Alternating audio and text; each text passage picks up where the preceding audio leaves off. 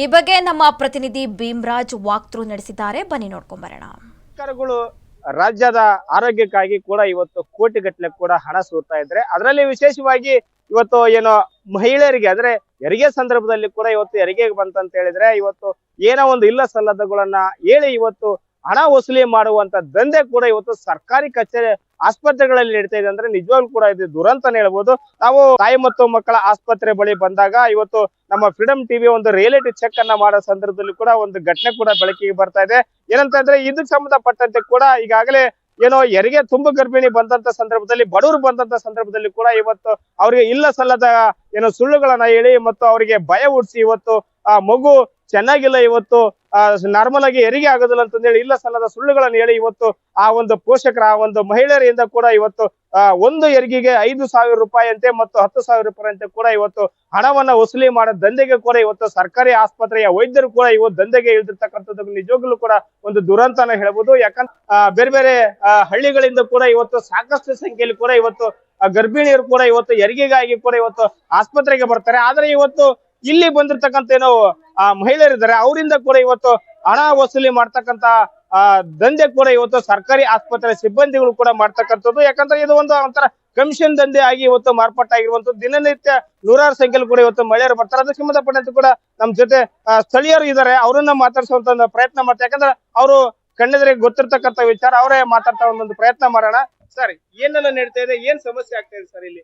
Sir, ಇದು ಹಳ್ಳಿಯಿಂದ ಆಸ್ಪತ್ರೆಗೆ ಬರೋದು ದೊಡ್ಡ ಜೀವದಲ್ಲಿ ಜೀವ ಇಲ್ಲದಂತ ಪರಿಸ್ಥಿತಿ ನಿರ್ಮಾಣ ಮಾಡಿ ಇಟ್ಟುಬಿಟ್ಟಿದ್ದಾರೆ. ಇಲ್ಲಿರ್ತಕ್ಕಂತ ಡಾಕ್ಟರ್ಗಳು ಸಿಜರನ್ ಮಾಡ್ಬೇಕು ಅಂತಂದ್ ಹೇಳಿದ್ರೆ, ನಾರ್ಮಲ್ ಡೆಲಿವರಿ ಮಾಡ್ಬೇಕಂತಂದ್ ಹೇಳಿದ್ರೆ 5,000 ರೂಪಾಯಿ ರೊಕ್ಕ ಕೇಳ್ತಾರೆ. 5,000 ರೂಪಾಯಿ ರೊಕ್ಕ ನಾವ್ ಎಲ್ಲಿಂದ ತರಾನ? ಇಲ್ಲಿರ್ತಕ್ಕಂತ ಸಾರ್ವಜನಿಕರು ಮತ್ತೆ ಬಂದಂತ ನಮ್ ತಾಯಿ ತಂದೆ ಅಂದ್ರು ಏನ್ ಹೇಳ್ತಾರೆ, ಅನ್ಯಾಯವಾಗಿ ರೊಕ್ಕ ಈರ ಕಟ್ಬಿಟ್ರಪ್ಪ ನಮ್ಮನಂತ ಬಂದ್ ಹೇಳ್ರಿ ಅಂದ್ರೆ ನನ್ ಮಗುಗ್ ಏನಾರು ಮಾಡಿಬಿಡ್ತಾರಪ್ಪ, ನಾವ್ ಹೇಳಕ್ ಆಗಲ್ಲ. ನಮಗೆ ಇಲ್ಲಿಂದ ಮಗು ಹೊರಗಡೆ ಹೋಗೋ ಮಟ್ಟ ಜೀವದ ಜೀವರಲ್ಲ ನಮಗೆ ಅಂತ ಮಾತು ಅವ್ರು ಅಳಲ್ ತೋಡ್ಕೊಂತದಾರ. ಇದು ನಮಗಂತೂ ಬಿಡುಗಡಿಲ್ಲ, ನಾವಂತೂ ಹೇಳಲೇಬೇಕಾಕತಿ. ನಮಗಿದು ಆತಂಕ, ಇದು ಎಲ್ಲಿಗೆ ಹೋಗ್ತಿದೆ ಇದು ಅಂತ ಹೇಳಿ. ನಾವು ಬಡವರು ಆಸ್ಪತ್ರೆ ದೇವ್ರು ಅಂತ ಹೇಳಿ ದೇವಸ್ಥಾನ ಅಂತ ಬಂದಪ್ಪ ಅಂದ್ರೆ ಇವ್ರು ರೊಕ್ಕ ಈರಿದ್ರೆ ನಾವ್ ಎಲ್ಲಿಂದ ಹೋಗೋಣ? ಇದು ದೊಡ್ಡ ಸ್ಕ್ಯಾಮ್ ನಡೀಕತೈತಿ. ಇಲ್ಲಿರ್ತಕ್ಕಂಥ DHO, THO, AMO, CMO doctor ಇದನ್ನ ಬಹಳ ಪರಿಗಣಿಸ್ಬೇಕು. ಇವರೆಲ್ಲ ದೊಡ್ಡ ದುರಂತಕ್ಕೆ ಈಡಾಗ್ಬಿಡಕ ಇವರೆಲ್ಲ. ಜೊತೆಗೆ ಹೆಲ್ತ್ ಮಿನಿಸ್ಟ್ರು UT ಖಾದರ್ ಅವರು ರಾಜ್ಯ ತುಂಬಾ ಒಳ್ಳೊಳ್ಳೆ ಕೆಲಸ ಮಾಡಕತ್ತಿದ್ರಿ, ಮಾಡ್ರಿ, ನಿಮ್ಗೆ ಅಭಿನಂದನೆಗಳು. ಹೊಸಪೇಟೆ ತಾಲೂಕು ಕೂಡ ತಾವು ಗಮನಿಸ್ಬೇಕು, ಕಣ್ ತೆರೆದು ನೋಡ್ಬೇಕು. ಇಲ್ಲಿರ್ತಕ್ಕಂಥ ಸುತ್ತಮುತ್ತಲು ಇರ್ತಕ್ಕಂಥ ಏನೋ ಶಾಸಕರು ಗಮನ ಹರಿಸ್ತಿಲ್ಲ ಇದ್ರ ಸಂಬಂಧ. ಸಾಕ್ಷಿ ಬೇಕಾ ಬರ್ರಿ, ಬೇಕಾರೆ ಇಲ್ಲೇ ಆದವು ಹೇಳ್ತಾರೆ, ಭಯ ಪಡ್ತಾರೆ ಹೇಳಕ್ಕೆ. ನಮ್ ಮಗುಗ್ ಏನಾರು ಮಾಡಿ ಬಿಡ್ತಾರೆ. 6 ವರ್ಷಕ್ಕೋ 3 ವರ್ಷಕ್ಕೋ ಒಂದ್ ಮಗು ಹುಟ್ಟಿರುತ್ತೆ, ಅದನ್ನು ಕಳ್ಕನಕ್ಕೆ ಎಲ್ಲಿ ಇಷ್ಟಪಡ್ತಾರೆ? ಹೋದ್ರು ಅಲ್ಲಿ 5,000 10,000 ಅಂತಂದ ಹೇಳಿ ಜೀವದ ಅಂಗಿನಲ್ಲಿ ಇಟ್ಟುಕೊಂಡು ದುಡ್ಡು ಕೊಡಂತ ಕೆಲಸ ಮಾಡಕತ್ತಿದಾರ. ಮಾಡ್ತಾರಂತಂದ್ ಹೇಳಿದ್ರೆ ನಾವ್ ಎಲ್ಲಿಗೆ ಹೋಗೋಣ? ಯಾರ ಹತ್ರ ತೋಡ್ಕೊಳ್ಳೋಣ ನಮ್ಮ ಅಳಲನ್ನ? ಏನಿದು, ಎಲ್ಲಿ ತಂದಿಟ್ಬಿಟ್ರೆ ನಮ್ಮ ಆಸ್ಪತ್ರೆಯನ್ನ? ಹೆಲ್ತ್ ಮಿನಿಸ್ಟ್ರೇ, ಒಳ್ಳೆ ಕೆಲಸ ಮಾಡಕತ್ತೀರಿ, ಮಾಡ್ರಿ, ಅಭಿನಂದನೆಗಳು.